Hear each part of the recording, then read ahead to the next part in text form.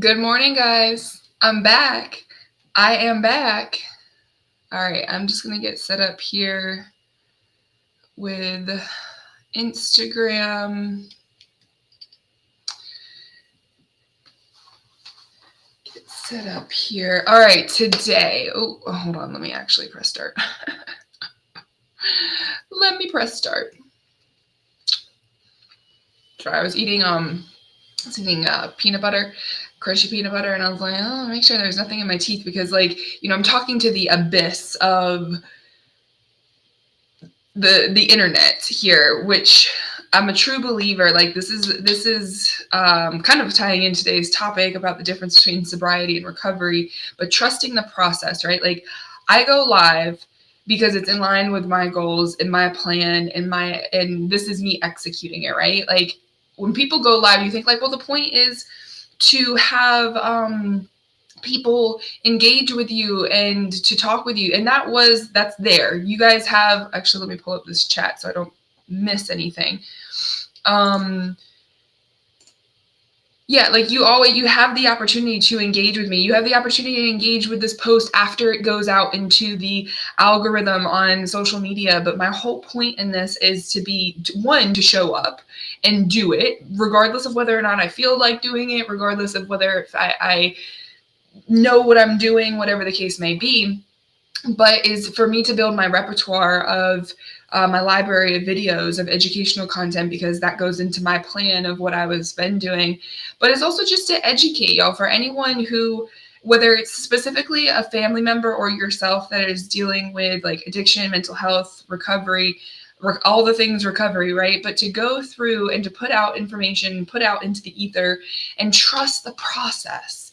That as a therapist, right? Even in my own personal life, do I have times where I struggle with trusting the process? Because guess what? The process is like up here, down here, up here, down here. If you have any degree of emotion that you're trying to understand for yourself, it is chaotic. Trusting the process is not just that easy. And there are sometimes a couple of things that we have to do. We have to break down, whether it's steps to goals, whether it's honestly going and searching on how to take care of yourself.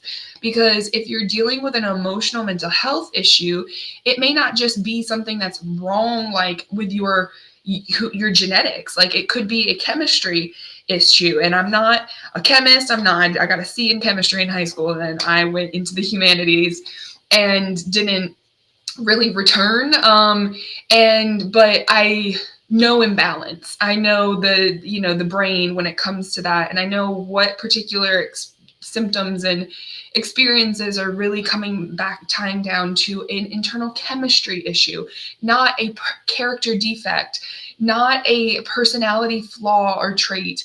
It is sometimes you're dehydrated or you're hungry.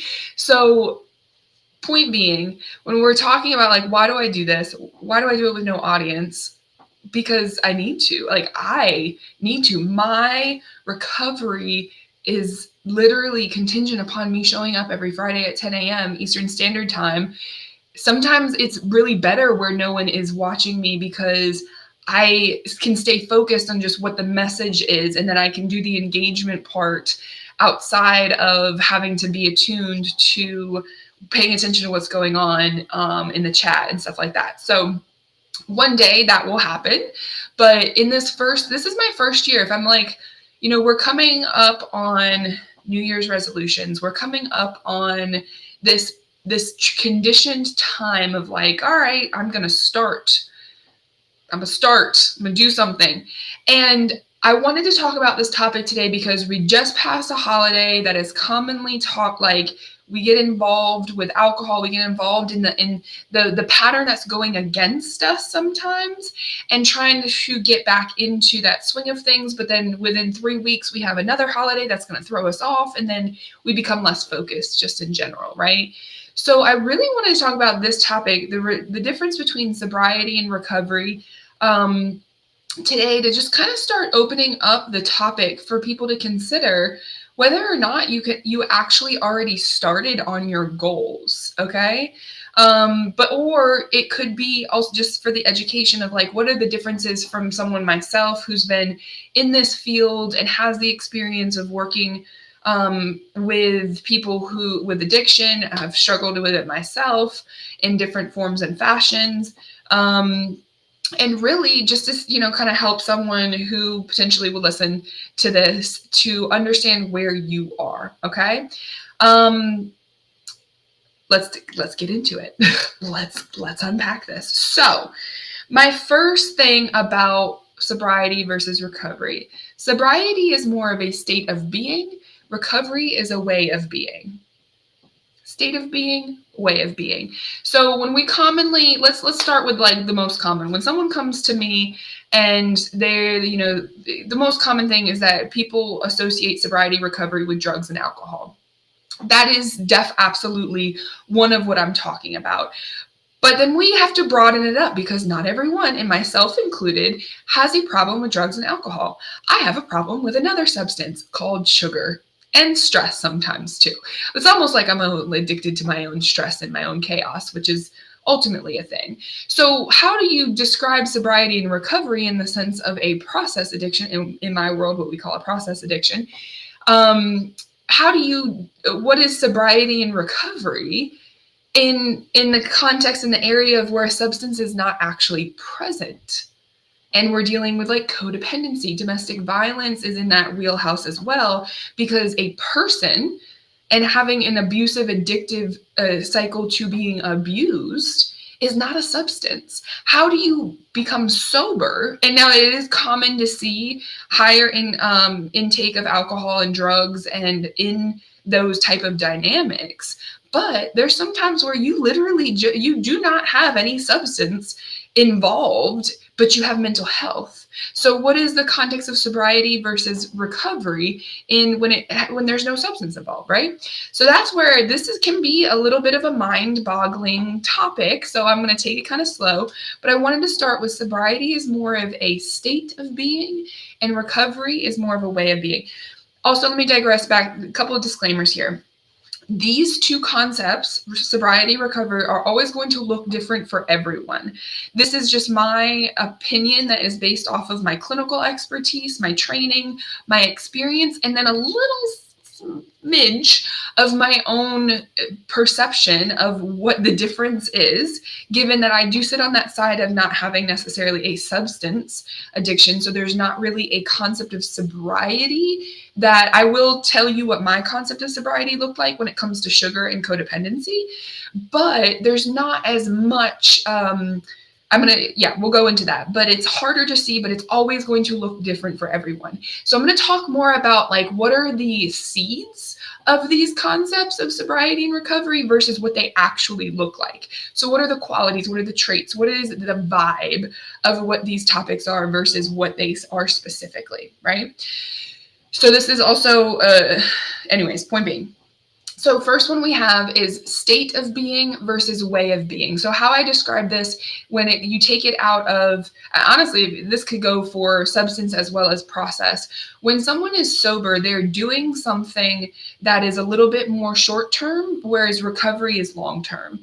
Recovery is going to consist of sobriety in some cases. So like if you are an alcoholic, right? Which I don't ever tell someone they're an alcoholic. That's something that you have to identify with. But if your relationship with alcohol is consistently like, causing problems, right? Sobriety is going to look like stopping drinking. Recovery is going to look like stopping drinking and building a lifestyle that helps prevent getting into a preventative mode that surrounds alcohol. But when you start to actually go to therapy and you start to work with an addiction counselor, you understand that preventative is not avoidance. Preventativeness is more preparedness. It is working on all of the different levels of skills and different, sometimes awareness trainings, a lot of meditation. Mindfulness is more of the route that I go. It becomes more of a long-term, it becomes a lifestyle. So that state of being of sobriety, which is take one thing away, you take alcohol out, that is more of a sobriety position. If you take alcohol out, but you also work on the emotional wellness underneath it, you work on the habits, the communication surrounding within your relationships and how how this particular thing impacted your lifestyle, that is where you're transitioning more into recovery. So there are circumstances where sobriety and recovery become one. They're the same thing, but they're also two very different concepts. And why I wanted to bring this topic up is because during the holidays, when we're working with our family members, if we've chosen to be sober, if we have chosen a lifestyle and we're going and developing and working on our recovery, not everyone does that. We're actually pretty minority when it comes to like being a recovery community. And that's why I host my community as a recovery space that's for anyone who's willing to work towards that long-term recovery goal. And I'm not saying that you can't be in it if you're sober, because that is the start. But when you look at what does it take, one of the biggest things that we have a term for in my field is called the dry drunk syndrome. So this is someone who they've had a relationship with alcohol that has been very chaotic, or any drug substance, or relationship, honestly. If they have had this unhealthy relationship and they just get rid of it, and that's all they do. This tends to be, you can Google this, you're going to see a little bit of different consensus about what it is, but they're going to likely go into the category of what I usually identify as a dry drunk. Now, that I use that term not necessarily just for alcohol, people who struggle with alcohol. I use that for anyone who is not doing the work to understand what that particular thing that they're sober from actually had an impact on their life. So this is someone who is going to, like I said, they're just removing the surface level problem, and they're not looking at, well, how did this become a problem? They're not looking at, well, why was it a problem? What actually did the problem look like outside of just like the thing being a thing?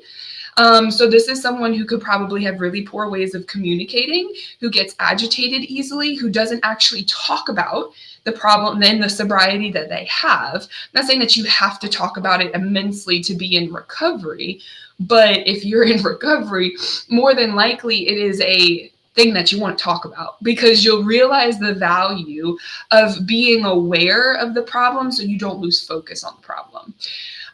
Being someone, if you're dealing with dry drunk, that has a lot of inner deep-seated, I'm struggling with the word issue right now. I feel like it's going to call people out. And I understand that I call people out when I talk about this. But if you feel triggered, if you feel like I'm talking about you, first of all, I can't see you. I don't know I'm talking at you or about you. So let me know. Like if someone at one point when I was doing a talk said like, oh, now I'm going to feel guilty for like eating during the holidays. I specifically said that my purpose is not to make someone feel guilty, but if that is evoked in you, let's talk about that, because all that tells me is that there is a small change and a shift in perspective that we can make.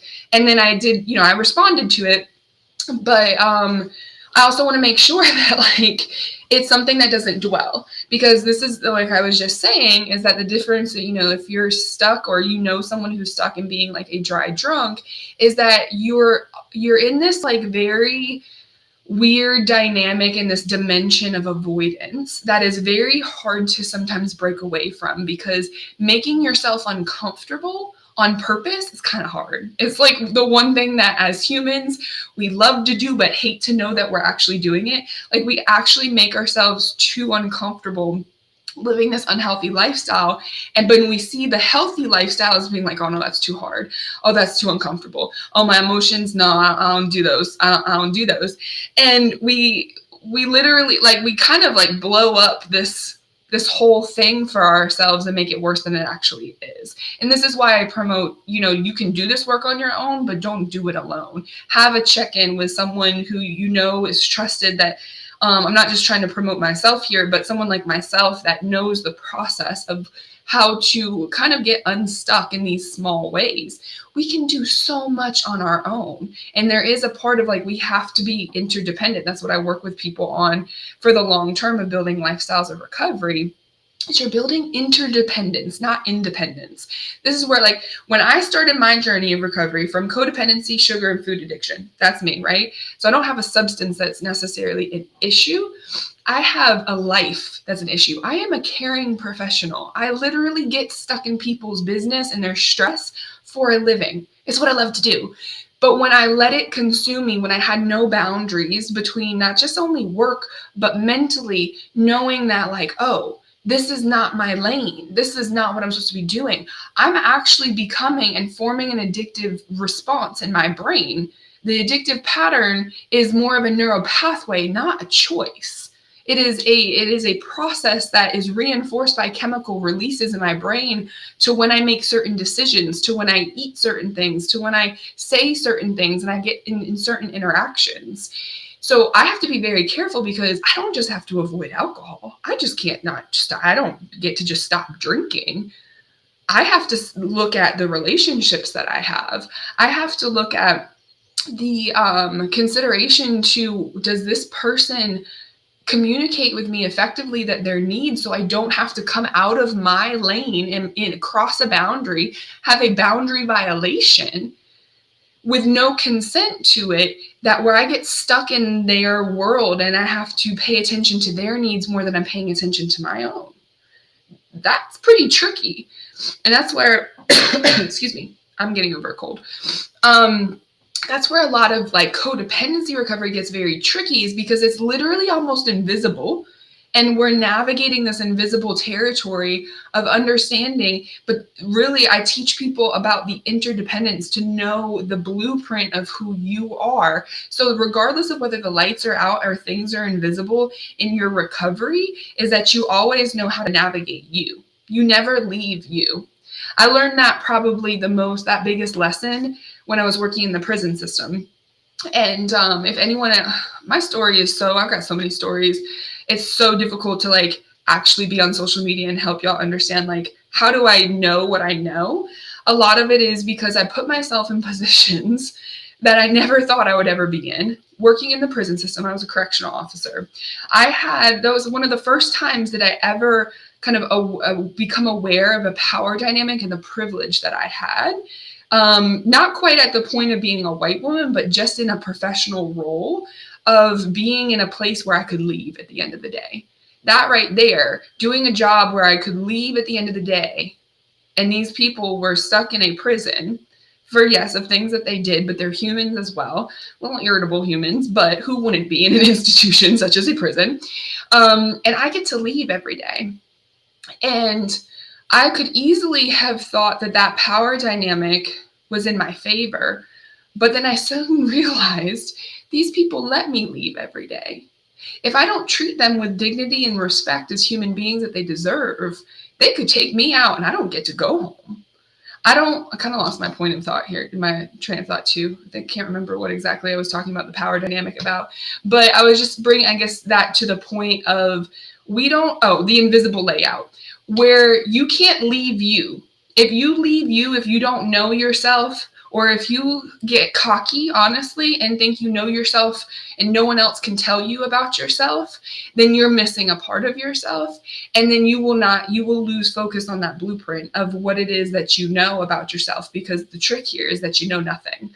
You know nothing of the future. You know nothing of your own experience from this point on to be able to say, like, I know that I'm going to do this. Now, we tell ourselves all the time exactly what we're going to do and to feel in the future. And I have to call my clients on that a little bit, is because they're like, oh man, I just know I want to be prepared for this. And I'm like, you're not in preparation mode. You're in anticipation mode, because everything that you're telling me about your future is a result that you don't want. If you don't want that result, don't speak it into existence. And it's not that there's a lot of other components there too, but literally the narrative that we use, if it is not writing the narrative that we want to see, you will get exactly the narrative that you write verbally. So you have to be really careful. This is where language and words, and you'll notice in my social media, I literally am just going to be posting words, because these are words not only that were impactful for me and my recovery, that got me to that long-term thinking versus that short-term, like, it's okay to be in short-term mode. I'm in a short-term phase of my life right now where I'm like just kind of planning day by day or every couple of days. but I still have a vision of long term that I'm working towards. I'm just not as focused on it right now and as attached to it because I know I have to make some changes short term.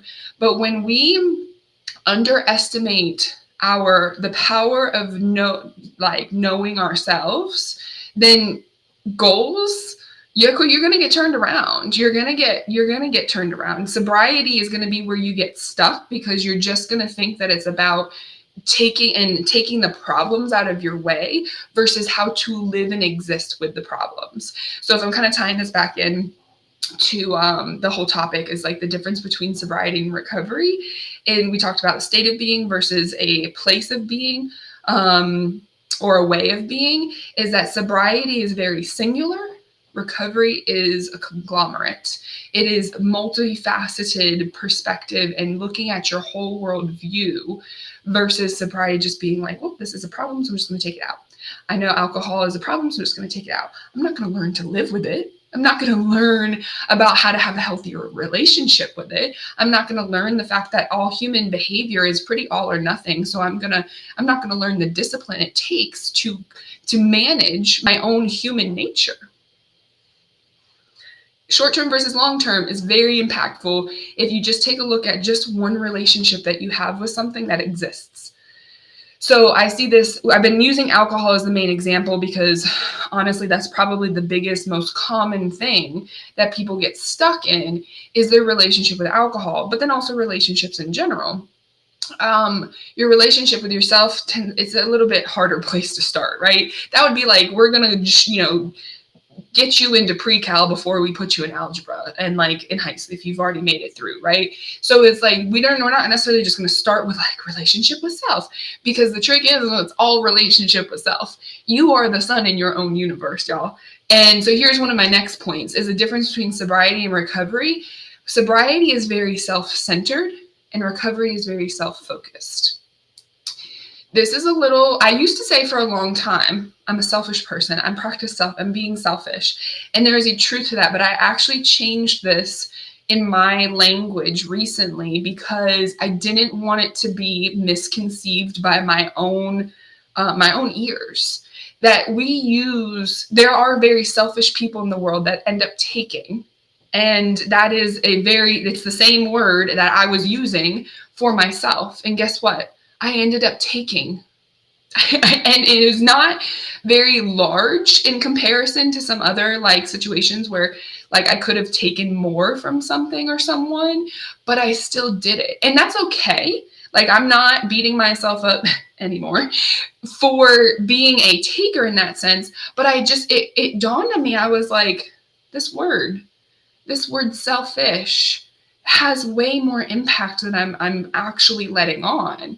And so I went to self-centered, whereas it's okay to be and understand the magnitude of who you are in your world. You are the center of your universe. Your reality is the first reality that you could wake up to in the morning. But where that has a limit and it will limit people from getting into the long-term sustainability mode of recovery is when you lose focus, because being self-centered will only keep you on yourself and keeping other things out, whereas you live in a world with other realities that intersect with yours, that other perceptions of people who may not understand your reality, and it will become a limitation after a certain period of time. Now that period of time is different for everyone. Everyone's got different experiences, but I can sense it because I ultimately have those conversations and I just have a lot more practice. I'm not completely unbiased. I'm still human, but I am trained to see biases. I'm trained to hear them. I'm at a point in my career, in my life, where it's just a couple of words at the right time where I'm like, it seems like more of a self-centered thing to say versus a self-focused thing to say. So in recovery, the difference between that self-centered versus self-focused is really your ability to switch. It's the time to take back two-faced, y'all. So this is where you have the ability to know, you know what, that is actually more my reality versus someone else's reality.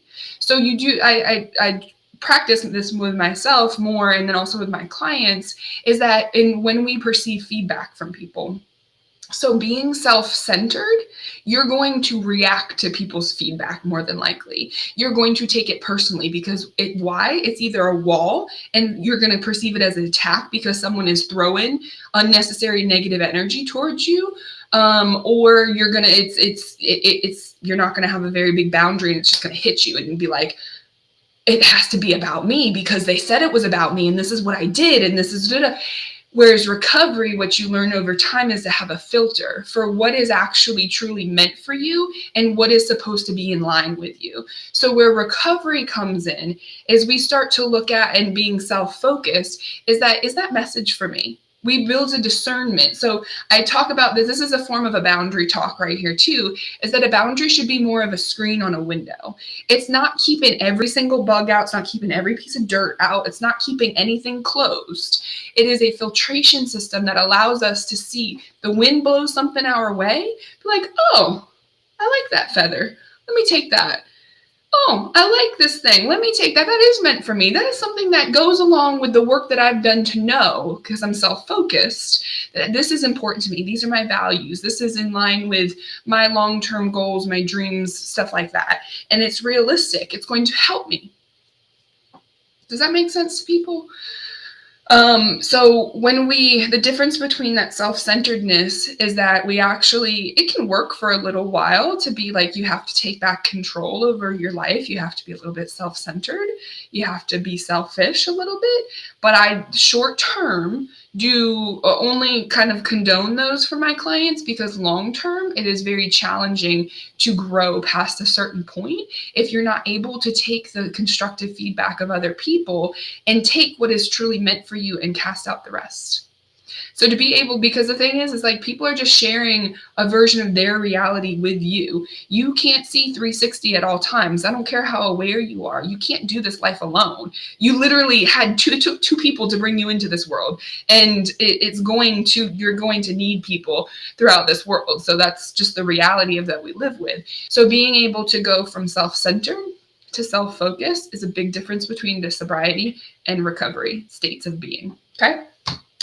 It's also like, I'd say that when I was talking about the dry drunk syndrome and stuff like that, it's honestly just kind of a feeling that, especially if you live it yourself. If you don't live it, you're still going to feel this. Because most of my clients, what I work with people on, especially because when you have long-term family histories of codependency, then my grandparents, their grandparents, generationally grew up with a lot of people that they may not have been drinking. They used to be an addict. They used to do this, but they did none of the work that it takes to sustain just keeping that being around alcohol. So because they become very rigid.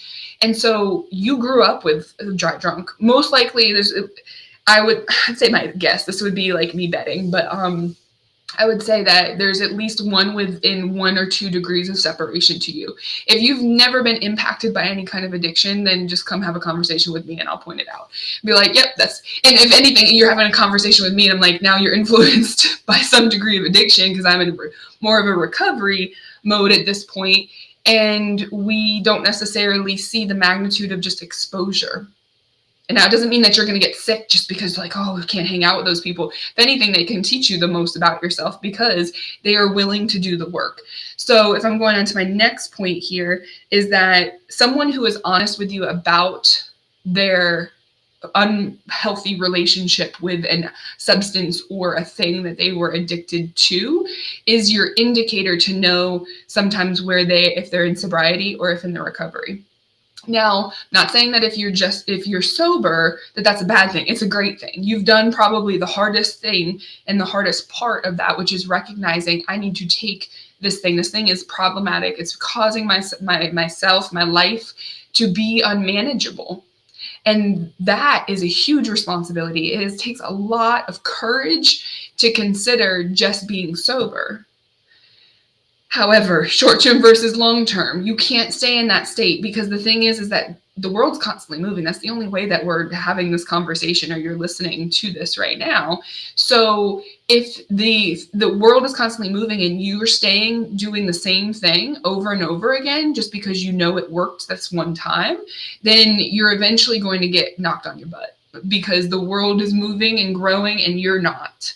And you're not looking, okay, like, let me optimize, let me be more efficient with this. So when someone is able to be honest with you, vulnerable with you, then that is an indicator that they're more than likely more in a recovery state versus a sobriety state. When they can say, you know what, I noticed the impact of alcohol in my life. They don't have to say that I'm an addict. They don't have to say I'm an alcoholic. To be honest with you, I'd be a little cautious there, is because they're getting stuck in the attachment of an identity to a problem state versus a solution state. But I digress. I'm going to keep it simple as much as possible. But if they're not able to say, you know what, yeah, I noticed a shortcoming for myself, I noticed that this was becoming problematic in my life, then that's going to tell you a lot about the difference between whether they're in sobriety or they're in a dry drunk state of like they just removed the problem from their life and they're not actually doing the work it takes to grow and evolve and reach more of a self-actualization state.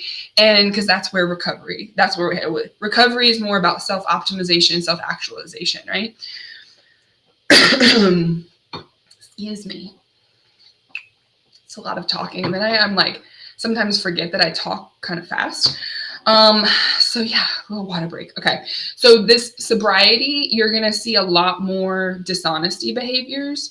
You're going to see, and I say dishonesty because lying is, yes, it's dishonest, but it may not be the only dishonest thing that they're doing. If you're noting that they're saying their intention of like, yeah, I'll be there by 6 o'clock and they show up at 6:30, that's being dishonest to themselves. They didn't lie to you. Something may have come up, but if they don't honor the fact that they were late and are open and honest, like, you know what, I appreciate you being patient. I am so sorry to have made you wait. They're not honoring the impact that they made on your reality.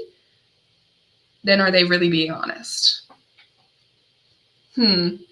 Existential, what's that word?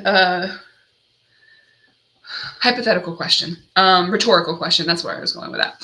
So the dishonesty versus being honest, open, and willing. So if you notice in I don't know what it's called, but the how to align with transformation design, the values, the how is, I'm not taking credit for that. That is actually 12 steps, honest, open, willing. Those are your core values to how you build a recovery lifestyle, how you build recovery in general for you. It has to consist of honesty, openness, and willingness.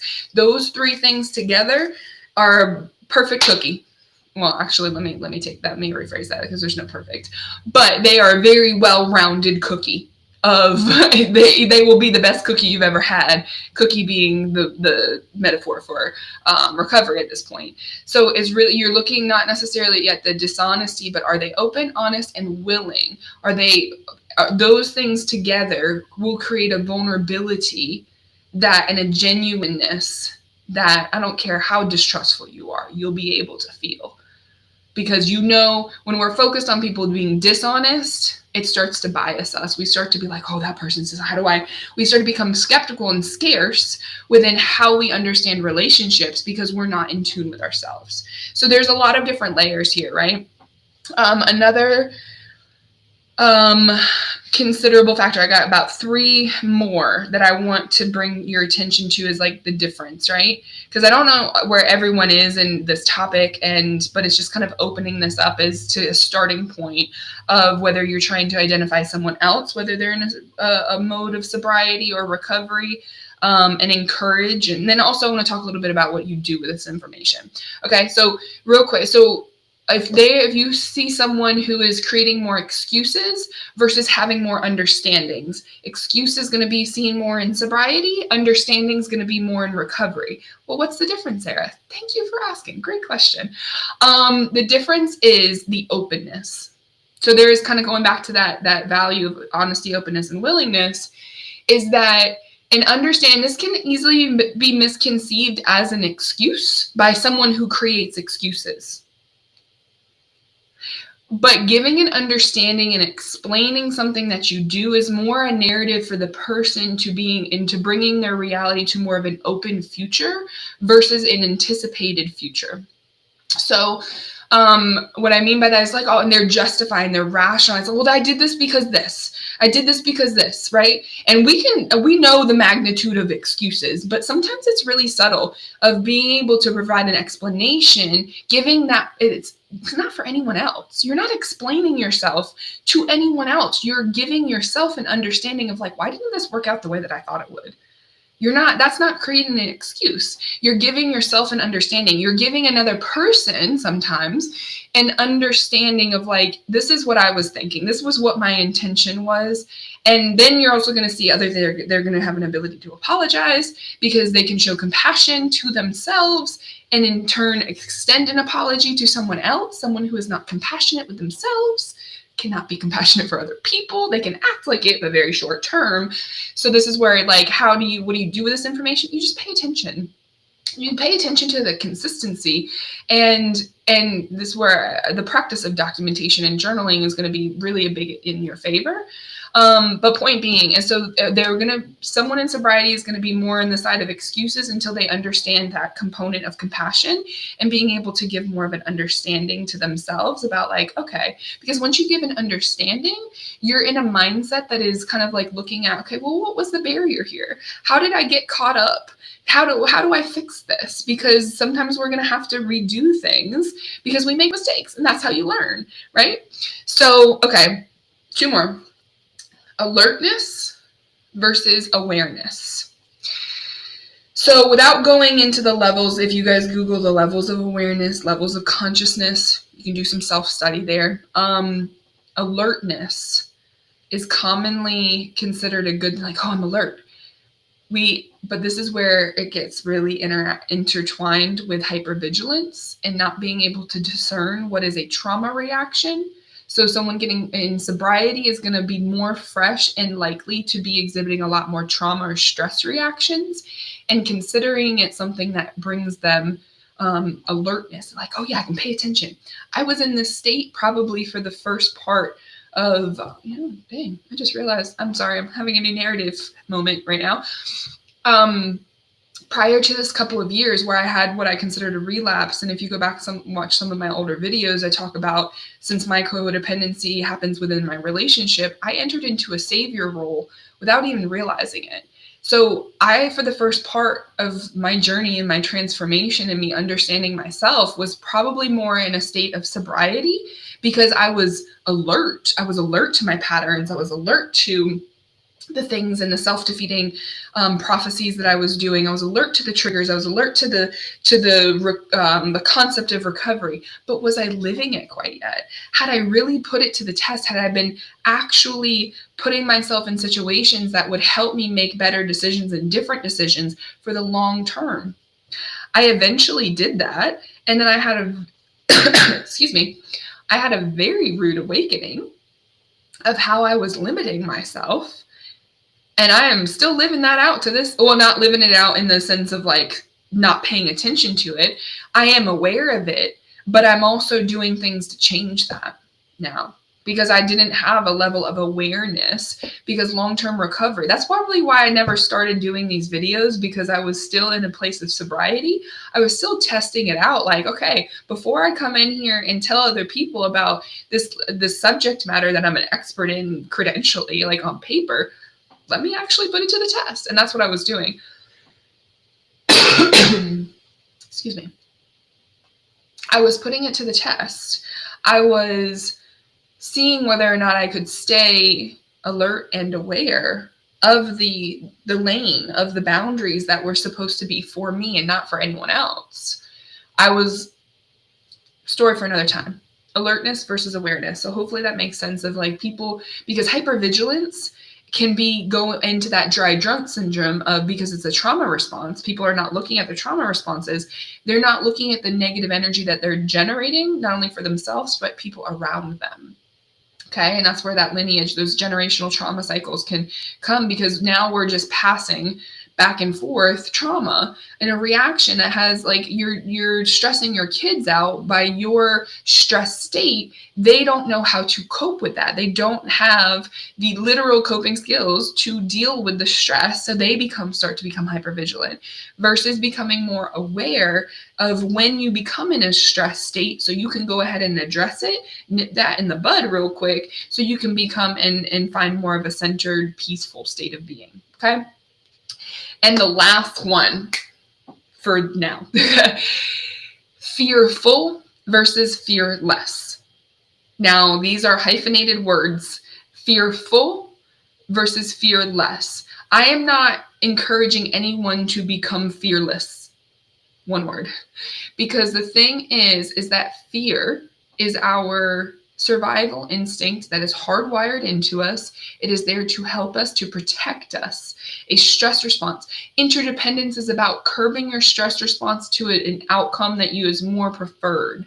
So if you have a very reactive stress response and you're more explosive and you have anger issues and you have other reactions or a low tolerance to stress, more than likely you're harboring a lot of fear and you're not able to actually come away and expand your stress response to work for you. It is keeping you contained. So you're full. You stay full of fear, and that is what causes inflammation. That's what causes chronic disease. That is what causes the poor relationships and the woe me and the dry drunk, because all problems are focused on you versus you living more of a fear less. So, and I'm not one word, remember it's hyphenated, fear less. You're reducing the amount of fear.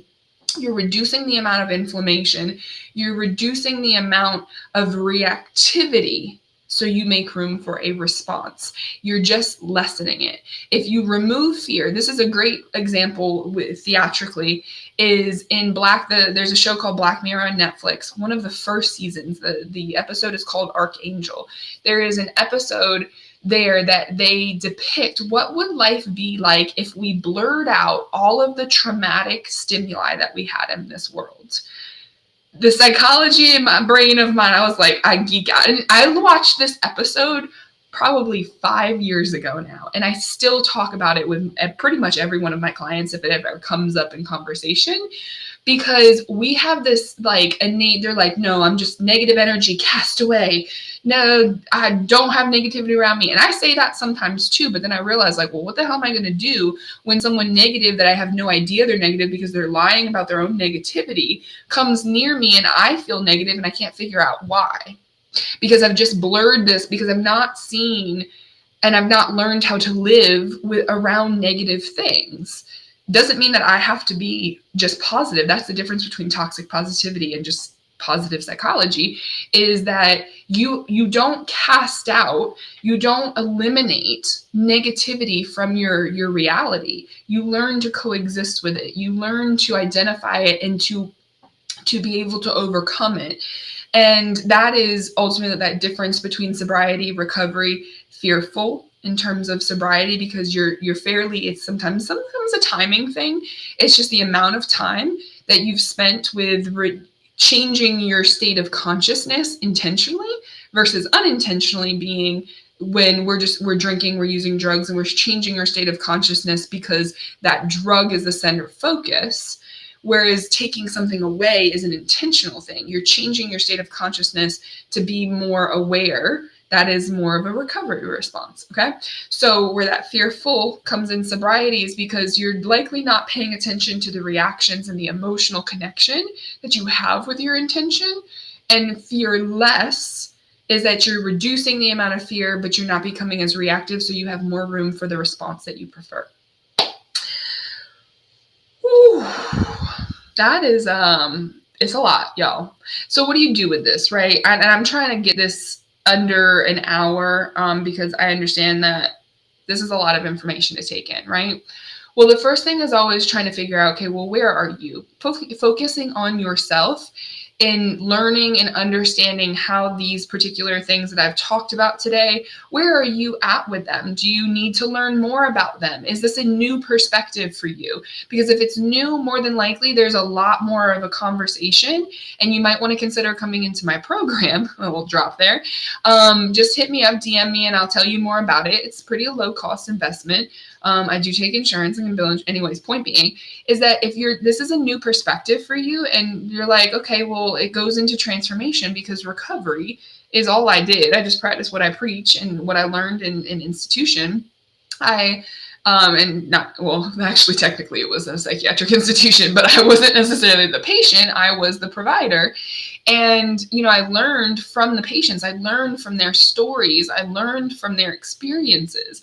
I didn't have to go out there and do drugs to be able to understand the negative impact personally that someone, because I was talking to this person, I was exposed to it. And then when I realized it wasn't working for me to not have my own self-care, my own understanding of recovery, my own lifestyle of recovery, I was able to take, inform, and transform my life sustainably. I have a healthy respect to the bullshit that happens in this world because I understand that everyone is going to go through something, myself included. So we take a look at that self. So you got to start with yourself first, right? So if this is not a new concept for you and you feel like you have a good brain on this, by all means, this is not meant for you then. Pass it along to someone who maybe is close to you that you want to help them, but because they're too close to you, you can't have that dual relationship of being, related to someone and trying to influence their recovery, because sometimes the relationship becomes the problem.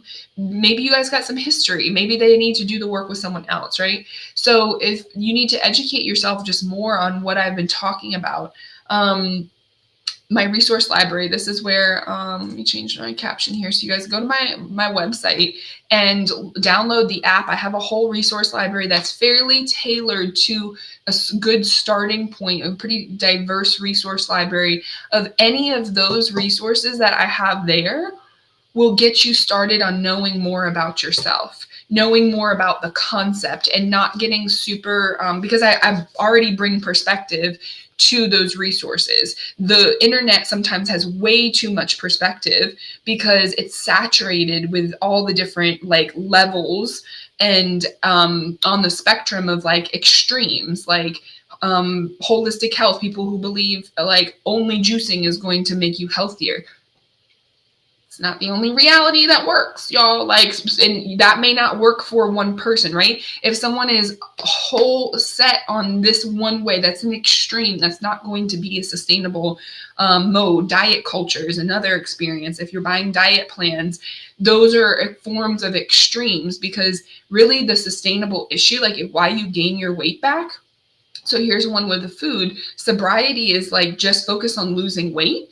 Recovery is building a healthy lifestyle. That was a dichotomy that I was stuck in for the first 25 years of my life, because I was morbidly obese to the standard of what this comparison culture is. And I wasn't actually figuring out, well, what works for me? What's my relationship with food?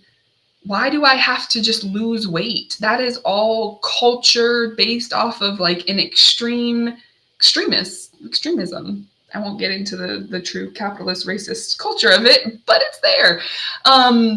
So when you look at a lifestyle recovery, you're looking at the components of it. Okay.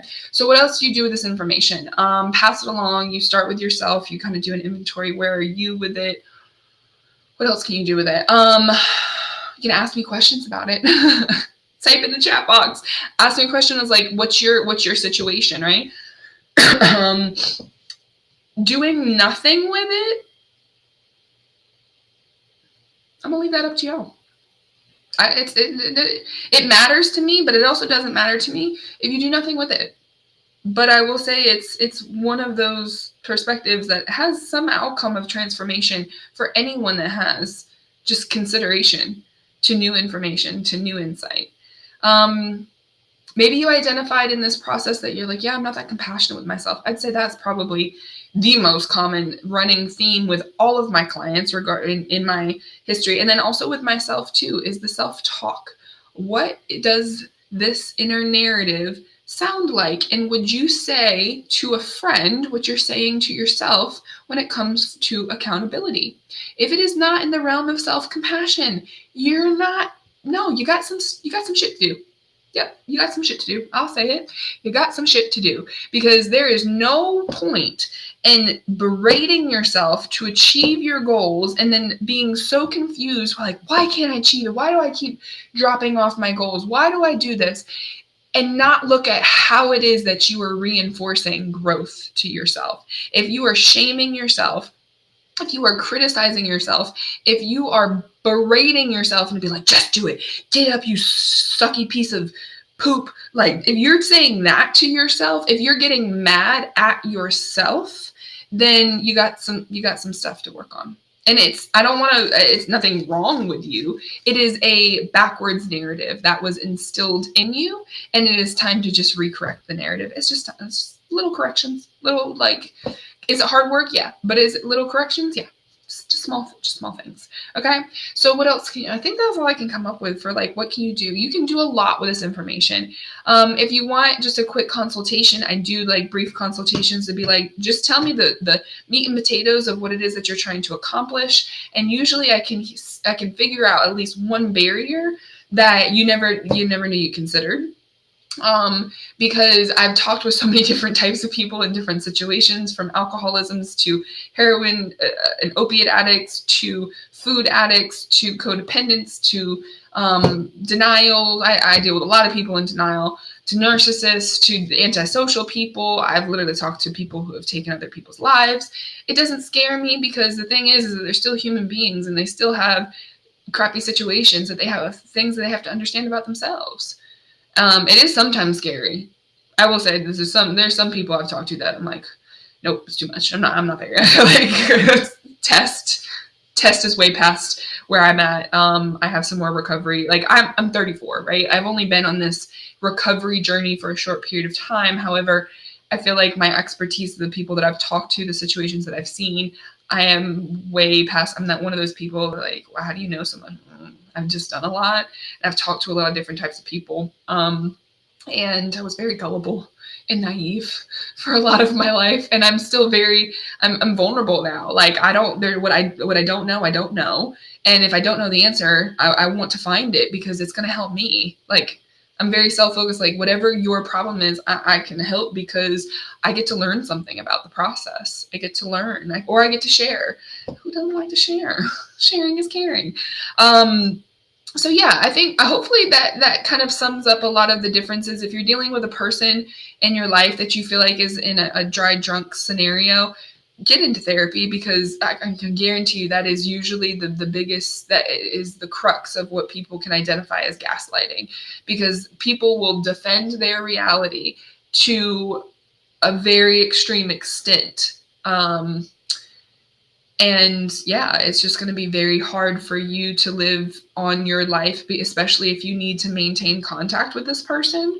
I don't ever encourage anyone to just block people unless they are like unless we've had a conversation, and you need to short term.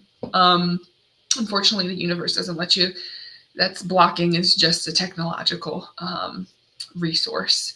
And so you can't really truly block yourself without consequence to yourself. Okay, I need chapstick and water now. Got that. I got both of them. You guys have a great rest of your day, rest of your weekend. Next week, I have no idea what I'll be talking about, but it comes to me by the middle of the week. And just so, yeah, I'm probably going to do another holiday session. I don't have a date set, holiday prep session, because Christmas is now here. And then I will be starting my group to help with the goal attainment and accountability program of people doing the self-discovery and self-development work that needs to be done sometimes by ourselves, but having a small group community of being able to know what goes into being sustainable in recovery from whatever it is that you've been through in life. Okay? Peace. You guys, I have the weekend off. I'm doing some self-care and socializing because I have been grieving. If you did not see that announcement. I've had a rough couple of weeks. I got sick, but then I also, before I got sick, I had to say goodbye to my beloved TJ.